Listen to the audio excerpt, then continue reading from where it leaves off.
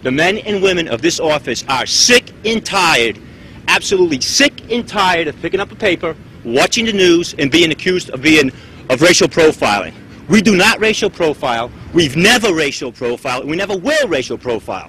And accusing us of racial profile amounts to calling us racists. We are not racists. We go out here every day, put our lives on the line, and enforce the law. That's our job, enforce the law. And I also got a message from the men and women standing behind me, for the mayor of Phoenix, Phil Gordon. It's a very simple message. I think he'll even comprehend this. Shut up. You need to shut up. You know nothing about the men and women of this office that go out every day, put their lives on the line in the field and in the facilities. You need to shut up.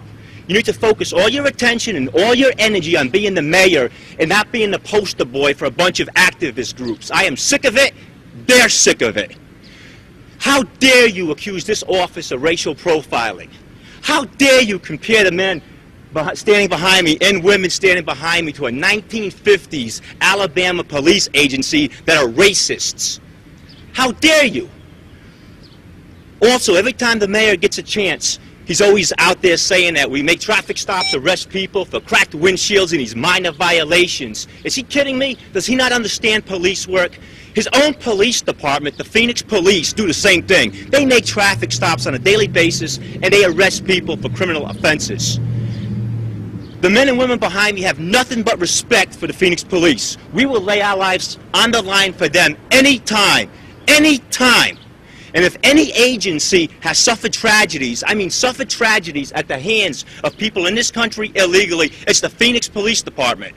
So Mayor Phil Gordon, my message to you is simple. Spend more time worrying about how you can keep your offices safe and stop being the mouthpiece for these activist groups, because we are sick of it. I mean, I am sick of it. It's interesting to me how an ignorant people like Phil Gordon, Mary Rose Wilcox, Police Chief Gascon, members of our own Board of Supervisors and these activist groups, how these people can get 90% of the media's attention and cause a frivolous and baseless investigation into how I and my colleagues conduct ourselves on duty. Any insinuation of racial profiling against any deputy sheriff of this office, I take that personally as an insult, and it pisses me off.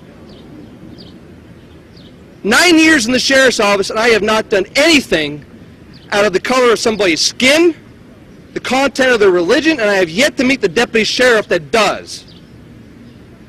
The fact is, they're ignoring, those who make those comments are ignoring the truth. And the truth is, illegal immigration is an epidemic in this country. And Arizona is on the front lines of that epidemic.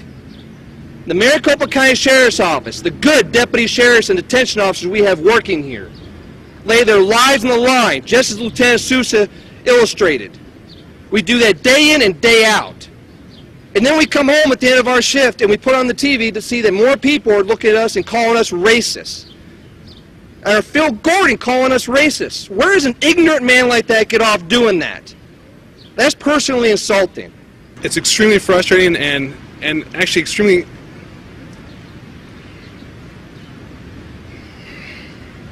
It's very offensive.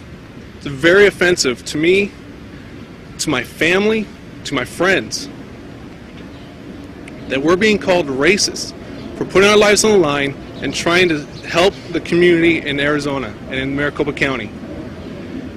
Everyone needs to take a step back and realize that our federal government is the first line of defense against terrorists.